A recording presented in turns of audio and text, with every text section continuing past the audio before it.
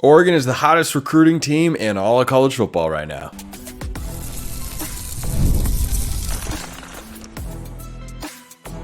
You are Locked On Ducks, your daily podcast on the Oregon Ducks, part of the Locked On Podcast Network, your team every day. Yes, it is that time once again for Locked On Ducks. I'm your host, Spencer McLaughlin. Thank you so much for making this your first listen or your first view of the day. Part of the Locked On Podcast Network, your team every day and your number one source to stay up to date with the Ducks, which is why if you have not already, please like, comment, subscribe, rate, and review wherever you listen to or watch this show, which today is brought to you by our friends over at FanDuel. Make every moment more. As the playoffs wind down, the sports stop sporting like we want them to, but this summer, FanDuel's hooking up all customers with a boost or a bonus daily. That's right. There's something for everyone every day, all summer long. Visit FanDuel.com/lockedon to get started. What a weekend for Oregon. My goodness. It started on Friday. It continued all throughout the weekend.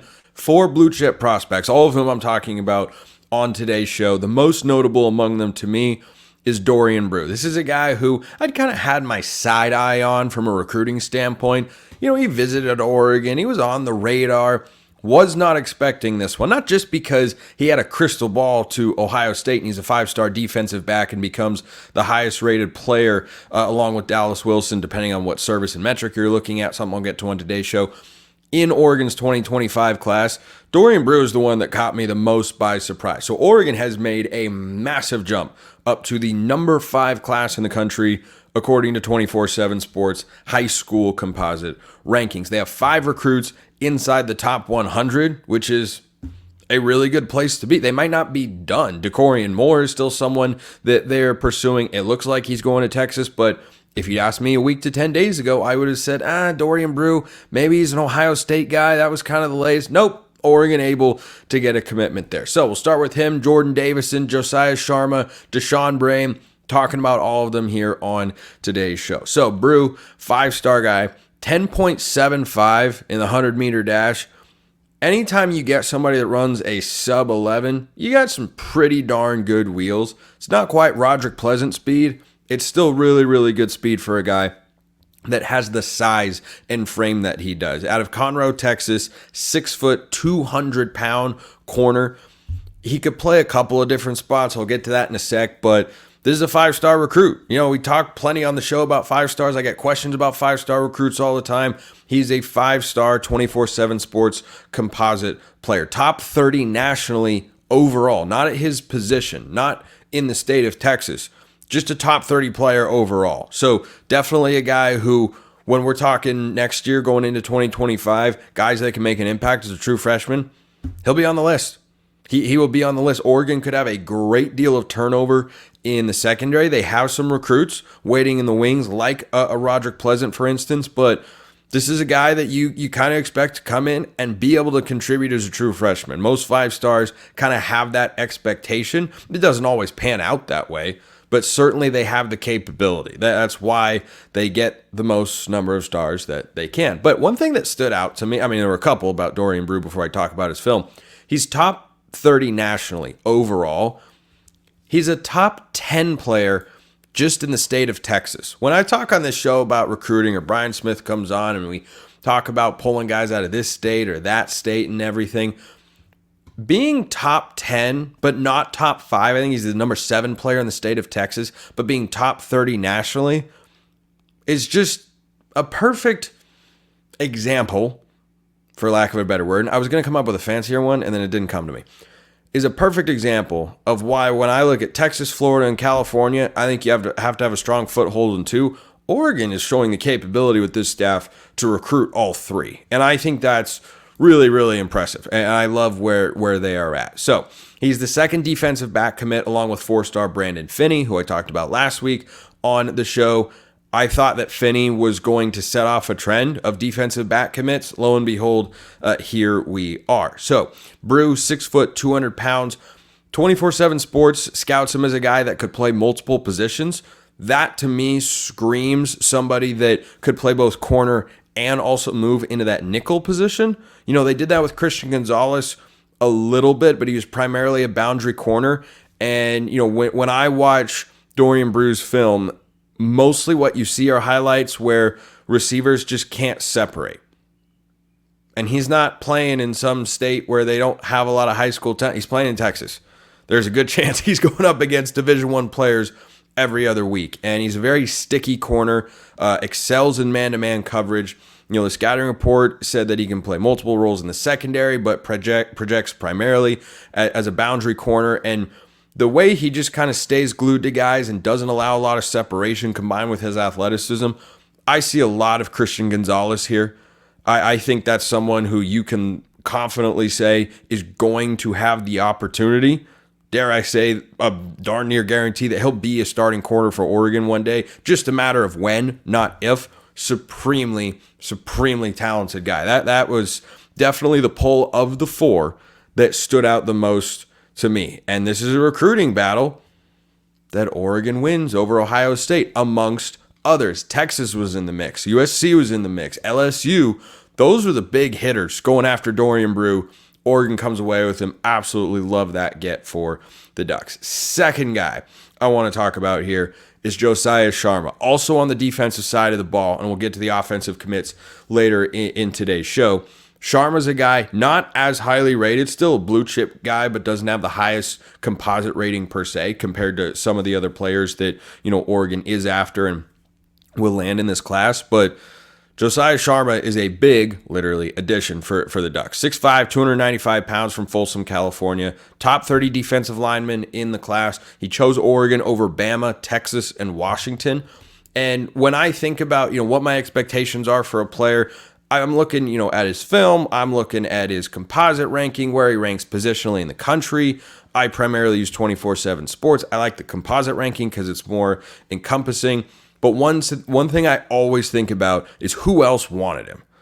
Bama, Texas, Washington, big-time heavy hitters. Big-time heavy hitters, particularly Bama and Texas. So when I see Sharma play, I think he's really quick for his size. I mean, he's usually the biggest guy on the field. He moves exceptionally well. Like, he kind of gives Brandon Dorless vibes. He has a couple snaps on his highlight reel that, in which he lines up at a defensive end spot. He's not going to do that in college.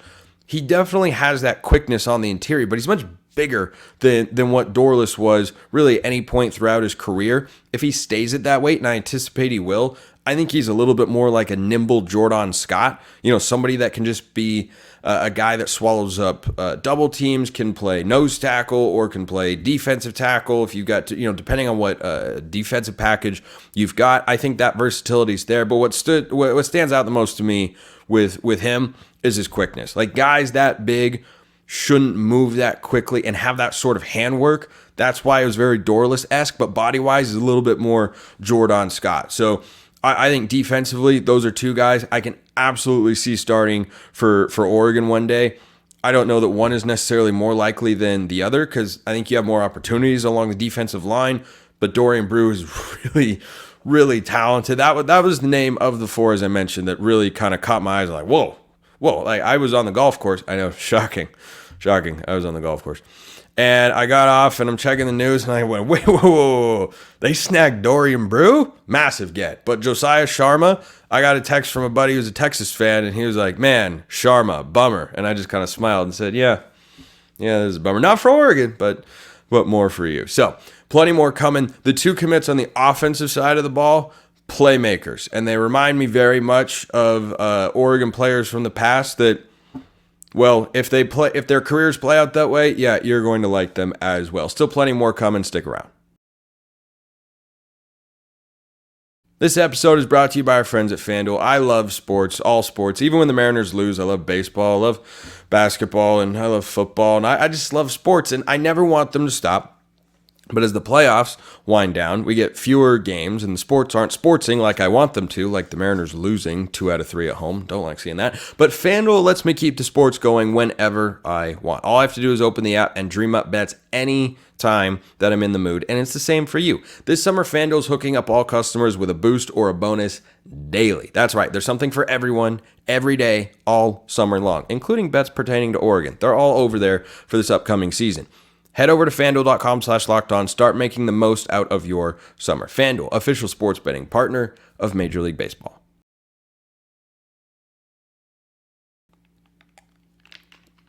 I had one of you on, I appreciate you all very, very much, as always. I had one of you on Twitter as these commits were rolling in, clamoring for a weekend episode. I'd be lying if I said I didn't think about it, but guess what? I had guests in town.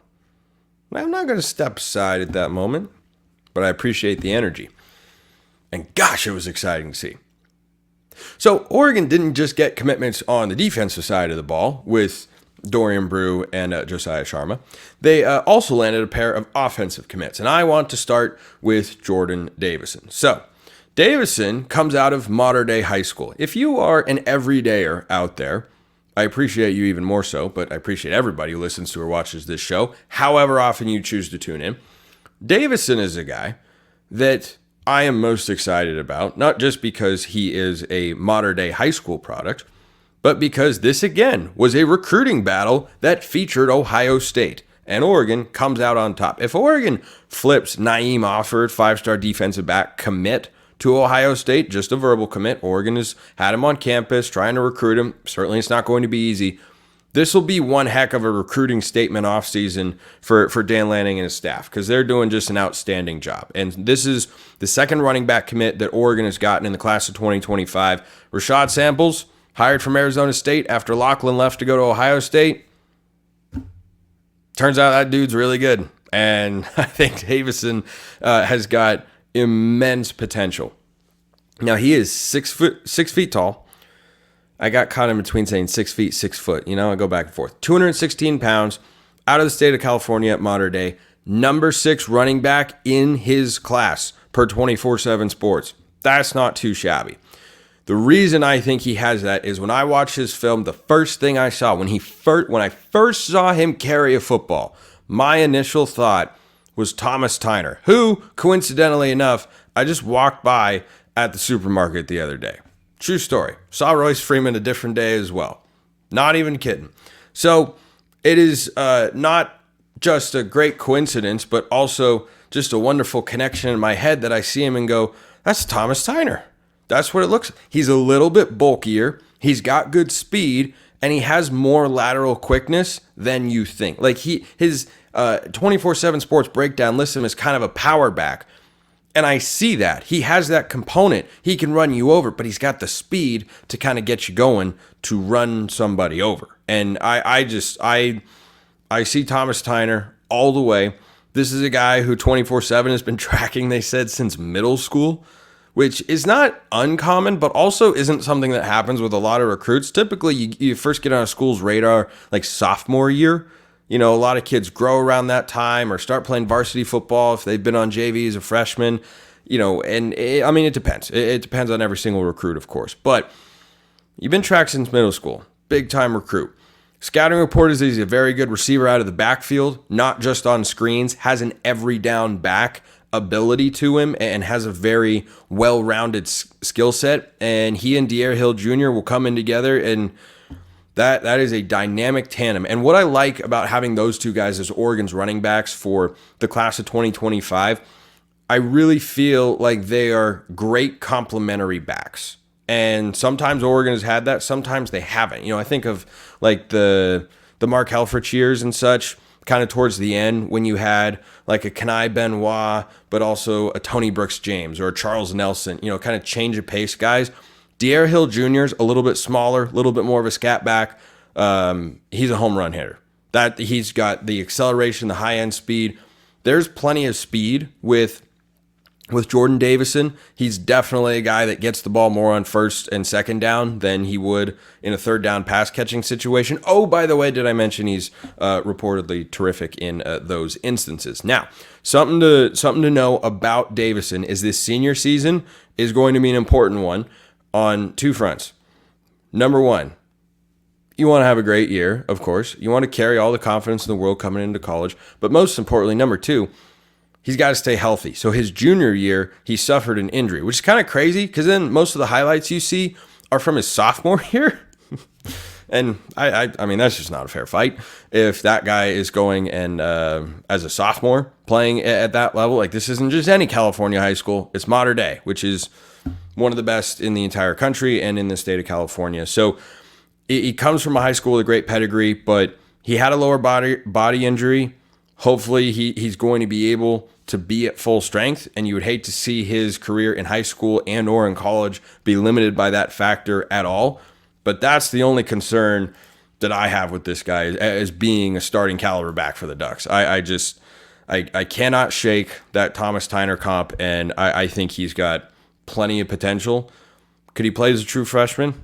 Depends. That might depend on how healthy he is. I mean, you think about Jurion Dickey last year. Maybe he would have played more as a true freshman, but he wasn't healthy. Had the injury in high school, and we'll see what Dickey's role ends up being this season for the Ducks. But that is the first offensive commit. Now, the second one is more than a little interesting. So Deshaun Brame, I've talked about him plenty of times before here on the show.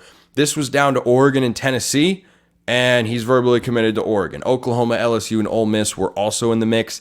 4-star, 6'6", 235-pound tight end from Derby, Kansas. Now, a lot of people who follow this stuff as closely as I do in many instances, which I absolutely respect, are going to wonder whether this means Oregon is not going to get Lincoln Cure. I do not believe that to be the case. Oregon absolutely has room in the class and on the roster to bring in multiple freshman tight ends. You know, they brought in 2 tight ends in the class of 2024, Roger Saliapaga, who's a converted wide receiver and probably needs to get his body into tight end shape a little bit more, and then AJ Pugliano from the Medford area. After this year, you'll have those 2 guys, Kenyon Sadiq. You've got room for a couple of true freshman tight ends. So I don't think the Lincoln Cure sweepstakes are over for Oregon by any stretch. Brame, really impressive tape. Top 120 player nationally, which is really not easy for a tight end to crack. He's a top 5 tight end in the class of 2025. Very agile in the open field, can make guys miss. Big leaping ability. Big leaping ability. He can line up in the slot. You can hit him with screen passes, pop passes. You could do little tight end sweeps like you see Oregon doing with Kenyon Sadiq or Georgia doing with Brock Bowers, what Stanford did last year a bit with Benjamin Urasic, who's now at Georgia and I think is going to have a year much like Brock Bowers did in the last couple, or at least is going to have a role very similar to that. He's got very what I call easy or soft hands. Like, catches don't look difficult. And, you know, I hate to use this particular example, but it's the best way to visualize it. Rome Odunze has very easy or soft hands. Like, catching the ball looks very natural, and he has great timing, and you always feel like he's going to catch football. So I think Brame absolutely, as a pass-catching oriented tight end, brings a lot to the table. On the blocking front, look, he's got plenty of size. 6'6", 235. 6'6", pretty big. Kenyon Sadiq is like 6'3", 6'4", and he's bulked himself up to around 230, 240 from the 210, 220 range that he was when he came out of high school out of the state of Idaho. And I think there are a lot of similarities between those two. As long as they can maintain or at least just be solid as run and pass blockers, they're going to be elite parts of the offense, because I think these guys have just an athletic profile you don't see. I haven't seen a tight end jump like Deshaun Brame before. I really haven't. Like, his timing on jump balls is exquisite, but the way that he just leaps in the air, he looks like he's jumping off a trampoline sometimes. And I don't think you see that with tight ends very often. In fact, I know that you don't, because I watch the film of every tight end that Oregon gets, and guys don't jump like that. I think the one thing that he could improve upon is his route running. I don't think he's particularly crisp with the way that he runs routes. That's something, though, that comes with coaching. Drew Maringer, the tight ends coach, I think that's the number one thing to work on with Deshaun Brame. And far be it for me to be a recruiting expert, but I watched a decent amount of film. That was my takeaway. And I think that he can be one of those tight ends that you just have in the rotation, and you just feel good about getting the ball to. You get the ball to him in space, I think he'll be really good. Sharpen up the route running a little bit, and I think he can absolutely be a starting player. And, when you're that big, I see no reason he can't make an impact as a true freshman. Tight end, I'm looking like way ahead to shows in 2025 and beyond. Tight end is going to be a frequent topic of conversation on this show, because there are a lot of different ways that can go. So, love the commits. Absolutely love them. What a weekend for the Ducks. Do you think this show's over? Because guess what? It is not. More to get to coming up next.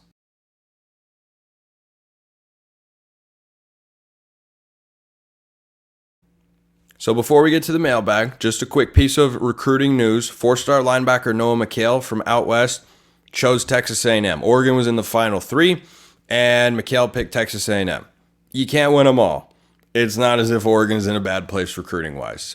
To climb 14 spots in the rankings as we hit July 1st, not sure I've seen a jump that large after just 2 days worth of commits, basically in a 36-hour period. It was a heck of a weekend, but that's a name that everydayers will recognize. Noah McHale, linebacker, chose Texas A&M. So, a few different mailbag questions came in on the recruiting front, and if you want to get a mailbag question in, you absolutely can. YouTube comments or hit me up on X, formerly known as Twitter, at @McLaughlinCFB or at LockedOnDucks. Those be the handles. If you want priority access and a bunch of other perks as well, go join the flock over at Subtext. Link in the description below wherever you listen to or watch this show. Free 14-day trial. Then it's just $5 a month. Not a requirement, though. So one question came in from the Subtext community about the different ranking systems and how to assess where these guys are. And I think this is a really good question because you see these guys come in and you could look at On3, you could look at 24/7, you could look at ESPN, you could look at Rivals, and you could get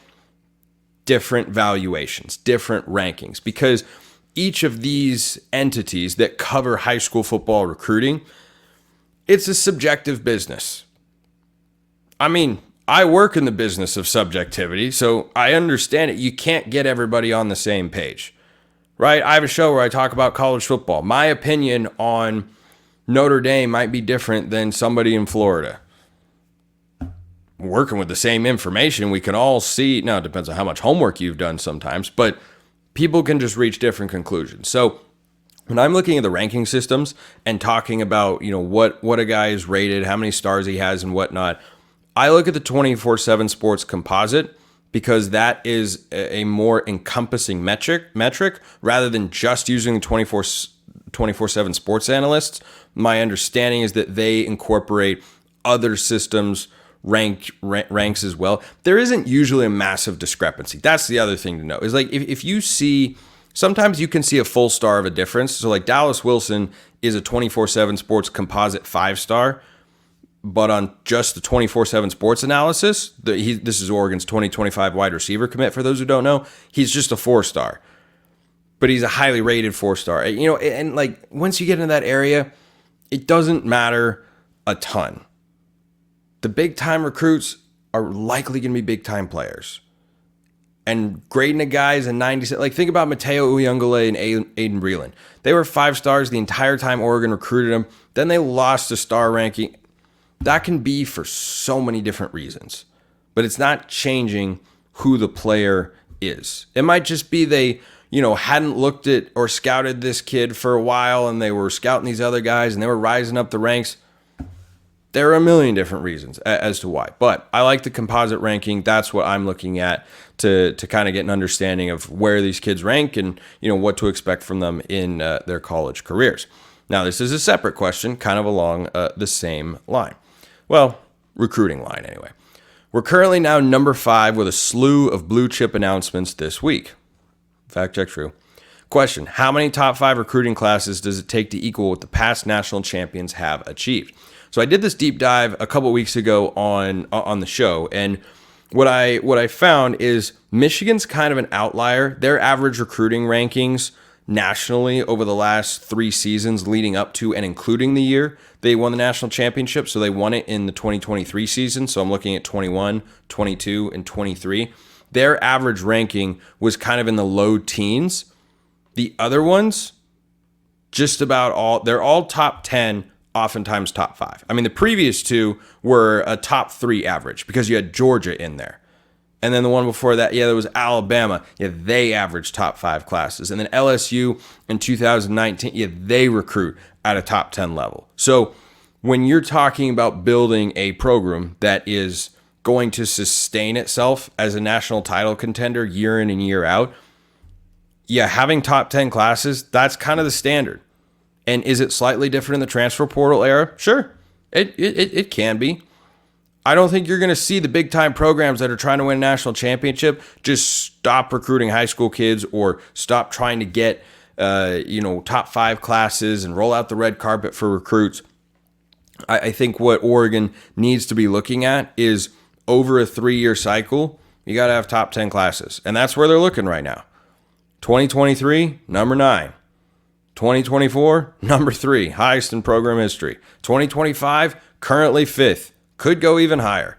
Could go even lower. Still a ways to go in this recruiting cycle because Oregon probably has maybe half or so, maybe just over half of their total number of commits in the class of 2025. You know, they took 27 high school players in the class of 2024, ranked 3rd nationally, and currently they're at 14. So you're probably just over halfway in terms of the raw number of players that Oregon will get in this high school class. But you know, I think they're in a really, really good spot, and you got to keep compiling this talent. Because even if you recruit these guys and you say, oh, here's the timeline that he could play on, and then you bring in a transfer and that guy doesn't end up seeing the field in the way that you thought he would, what if the guy in front of him gets injured? You can't have a massive drop-off there.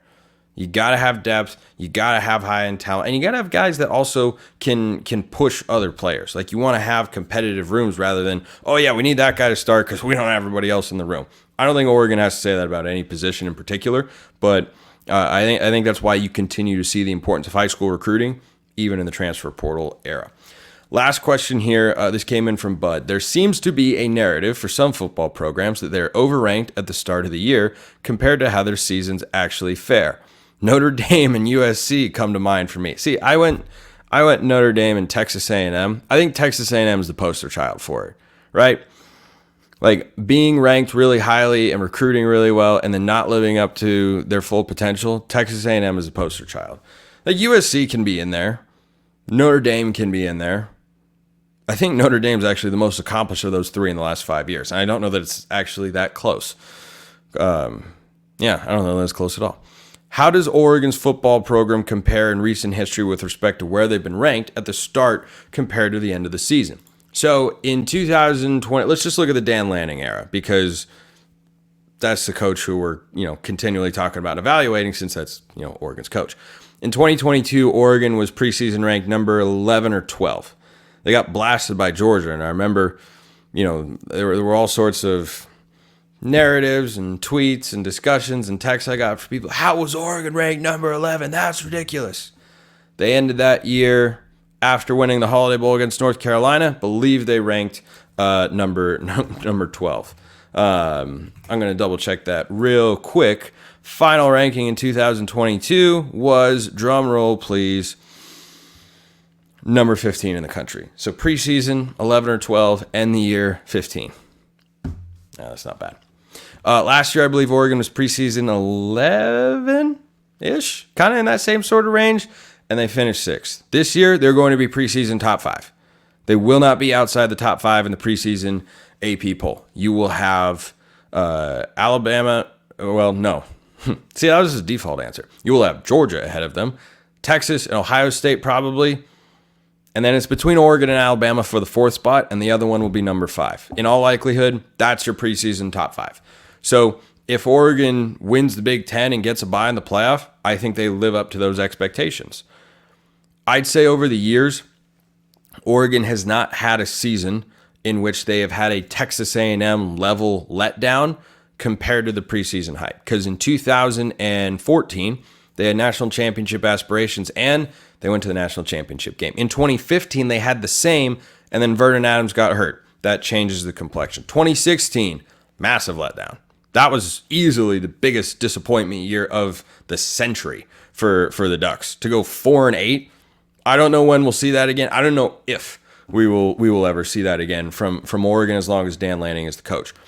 2017 kind of started to get back, but again, there weren't big expectations there. 18, Cristobal takes over.